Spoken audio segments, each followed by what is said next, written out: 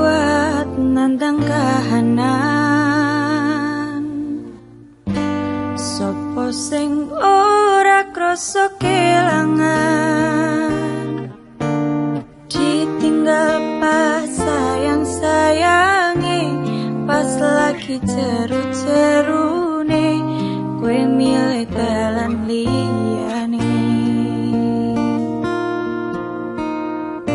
Sopo sing kuat ditinggal lunga, sopo sing atine ora loro, kenangan sing wis tak lakoni tak simpen ning jero ati, dhewe wis tak dadi siji.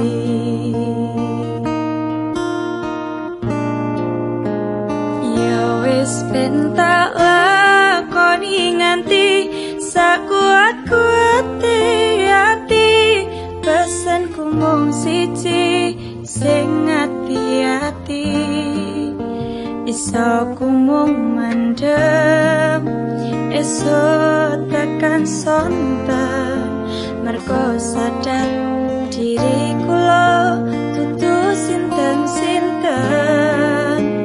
Ya wis ben mung tak pendem rasa sing ana ing jero dodo, tetep tak dongakno muga urip mulya, iso ku mung nyuwun muga ora keton cekap semanten matur nuwun.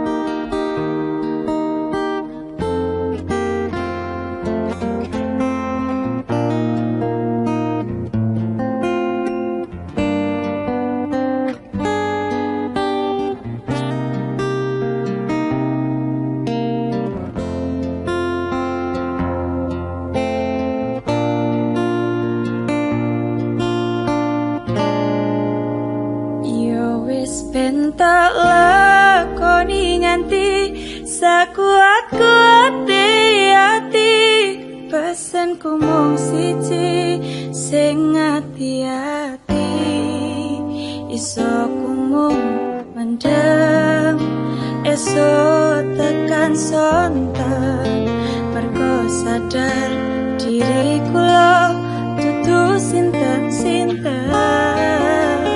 Ya wis ben mung tak pendem rasa sing ana ing jero dodo, tetep tak dongakno muga urip mulya, iso ku mung nyuwun muga ora keton cekap semanten matur nuwun. Iso ku mung nyuwun muga ora keton cekap semanten matur nuwun.